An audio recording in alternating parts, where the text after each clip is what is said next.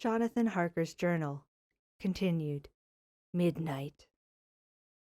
I have had a long talk with the Count. I asked him a few questions on Transylvania history, and he warmed up to the subject wonderfully. In his speaking of things and people, and especially of battles, he spoke as if he had been present at them all.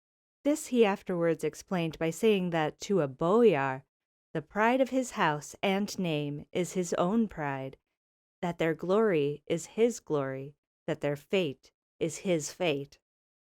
Whenever he spoke of his house, he always said we, and spoke almost in the plural, like a king speaking.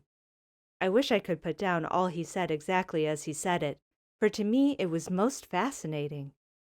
It seemed to have in it a whole history of the country. He grew excited as he spoke, and walked about the room pulling his great white moustache, and grasping anything on which he laid his hands as though he would crush it by main strength. One thing he said which I shall put down as nearly as I can, for it tells in its way the story of his race. We CKs have a right to be proud, for in our veins flows the blood of many brave races who fought as the lion fights for lordship. Here, in the whirlpool of European races, the Ugric tribe bore down from Iceland the fighting spirit which Thor and Woden gave them, which their berserkers displayed to such fell intent on the seaboards of Europe, aye, and of Asia and Africa too, till the peoples thought that the werewolves themselves had come. Here, too, when they came, they found the Huns, whose warlike fury had swept the earth like a living flame, till the dying peoples held that in their veins ran the blood of those old witches who, expelled from Scythia, had mated with the devils in the desert. Fools! Fools!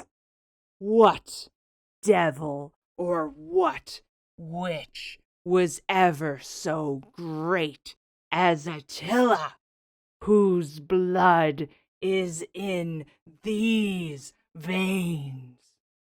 He held up his arms.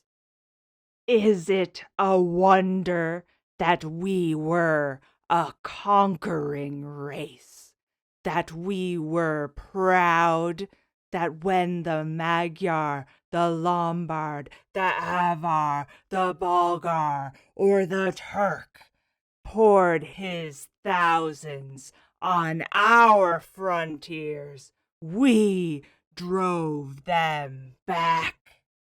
Is it strange that when Arpad and his legions swept through the Hungarian fatherland, he found us here when he reached the frontier, that the Hornfogelach was completed there?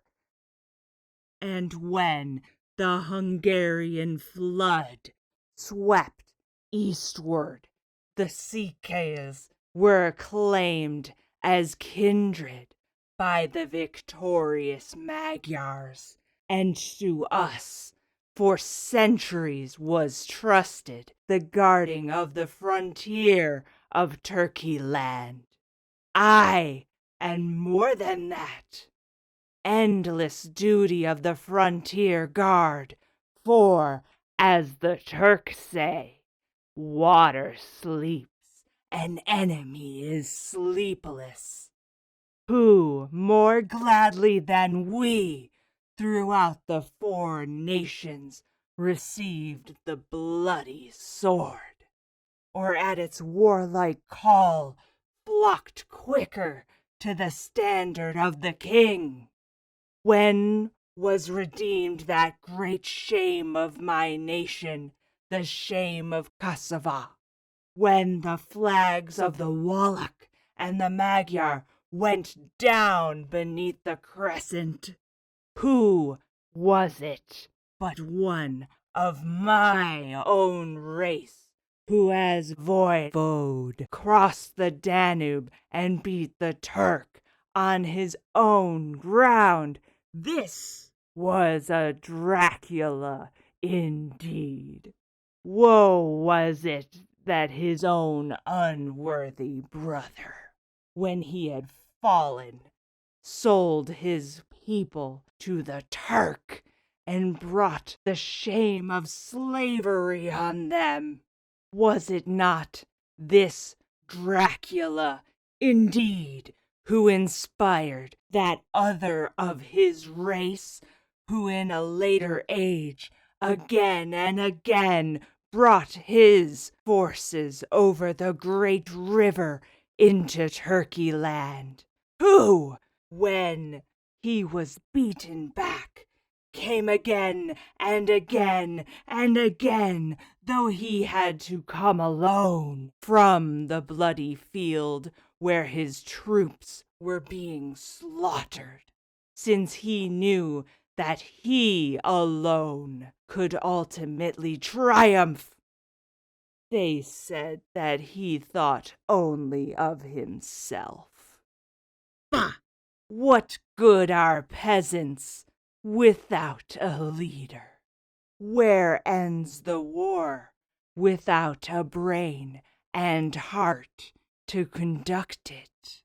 Again, when, after the Battle of the Mohacs, we threw off the Hungarian yoke, we of the Dracula blood were amongst their leaders, for our spirit would not brook that we were not free.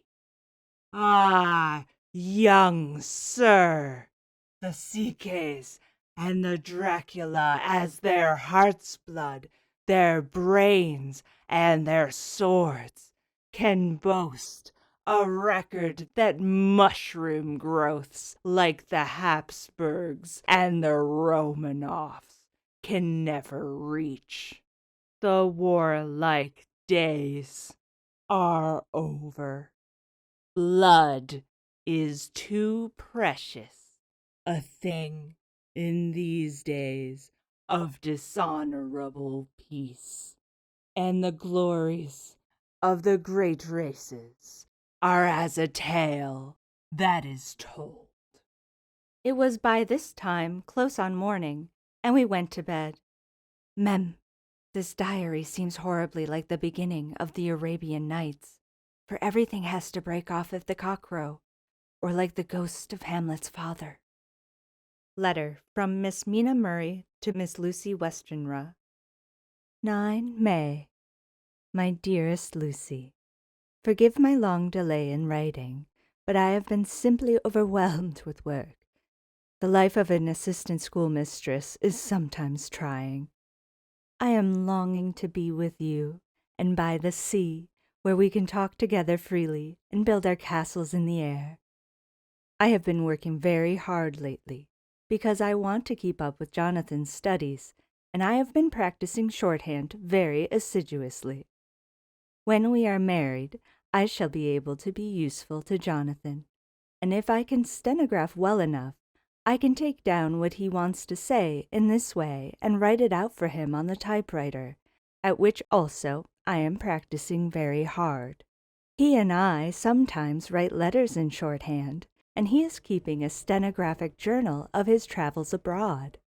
When I am with you, I shall keep a diary in the same way. I don't mean one of those 2 pages to the week with Sunday squeezed in a corner diaries, but a sort of journal which I can write in whenever I feel inclined. I do not suppose there will be much of interest to other people, but it is not intended for them. I may show it to Jonathan some day, if there is in it anything worth sharing, but it is really an exercise book. I shall try to do what I see lady journalists do, interviewing and writing descriptions and trying to remember conversations. I am told that, with a little practice, one can remember all that goes on or that one hears said during a day. However, we shall see. I will tell you of my little plans when we meet. I have just had a few hurried lines from Jonathan from Transylvania. He is well and will be returning in about a week. I am longing to hear all his news. It must be so nice to see strange countries. I wonder if Jonathan and I, shall ever see them together. There's the 10 o'clock bell ringing. Goodbye. Your loving, Mina. Tell me all the news when you write. You have not told me anything for a long time. I hear rumors, and especially of a tall, handsome, curly-haired man.